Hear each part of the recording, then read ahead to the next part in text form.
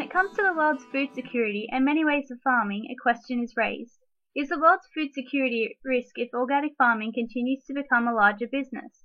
A newspaper article, Going Organic Will Fuel the Food Crisis, released in April 2011, pointed out this agriculture and food sustainability issue.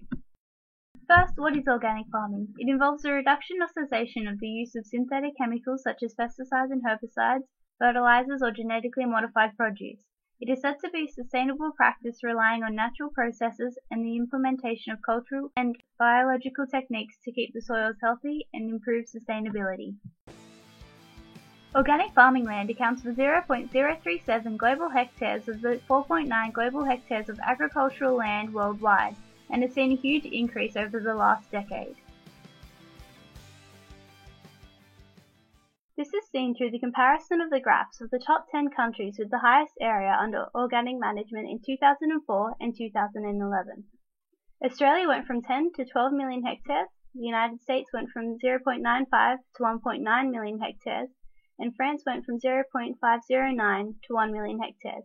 China even moved up to become one of the top 10 countries. There's a huge amount of scientific studies that show a whole range of results. Many studies, but not all, show that organic farming produces lower yields and may take up to 16 to 100% more land to obtain the same yields as intensive farming. Some show that intensive farming is draining the soil of nutrients needed for future sustainability, while also causing other soil degradation issues compared to organic farming, which has the potential to benefit soil fertility in the long term. Biodiversity can also be impacted. Species richness can benefit from organic farming, though some studies show no significant difference between organic farming and conventional farming. All information was taken from credible sources with academics having background in the field. These sources rated 4 to 5 out of 5.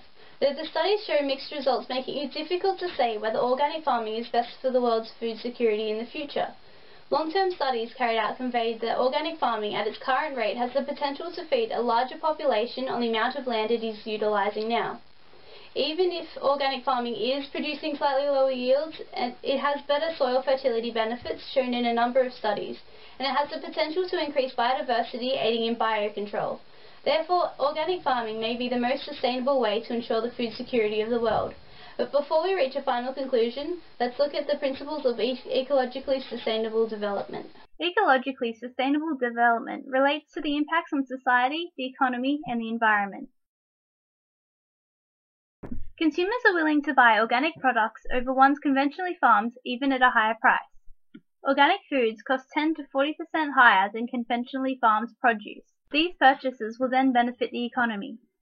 Lower yields of organic foods and high input costs of organic farming can lower financial gains obtained by the farmer.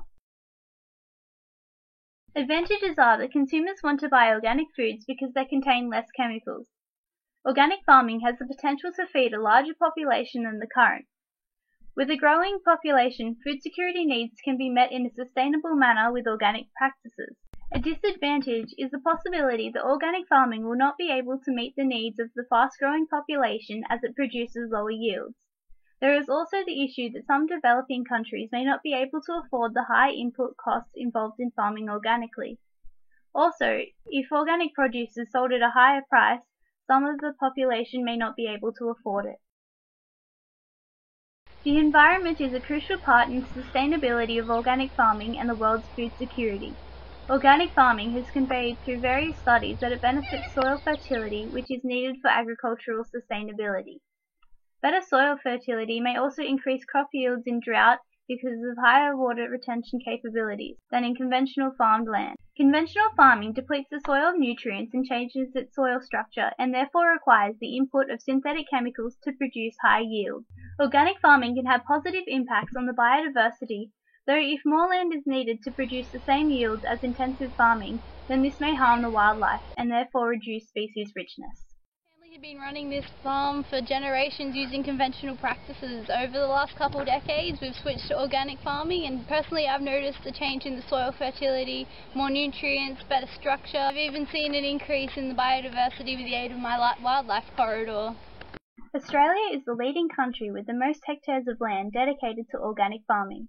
On the other hand, China is behind Australia with 1.9 million hectares of organically farmed land compared to Australia's 12 million hectares. This is conveyed in the map. The map displayed shows Australia enlarged, depicting a large amount of land for organic farming. The area of China on the map is also enlarged, but not to the same extent as Australia, thus showing China does not use as much land for organic farming compared to Australia. In both countries, organic food has to be certified. Thoughts on this practice are also similar, such as the outlook that organic farming is a sustainable practice. China's farming techniques are different to European practices, but due to agricultural markets across the globe, an increase in organic farming was seen. China has had green farming, which is an innovation similar to organic farming, since 1990. Australia has also had organic farming organizations implemented since the 1990s. A consequence of utilizing agricultural land organically has allowed both countries to tap into new markets, potentially benefiting not only the economy of both countries but also the global economy. Both countries export organic produce and also use this produce for domestic use. China mainly exports to Japan, Europe, and North America, while most of Australia's organic products are exported to the United Kingdom, Italy, Japan, and Switzerland. Overall, organic farming practices have been increasing in both countries, and this can be tied to the increased consumer demand and the advantages it has on the environment. After considering all sides surrounding this agriculture and food sustainability issue, to be as sustainable as possible and produce enough food for the population, the best option may be to combine organic farming techniques with conventional farming practices to reduce the environmental impact of using synthetic chemicals and fertilizers, improve soil fertility, and produce maximum yields.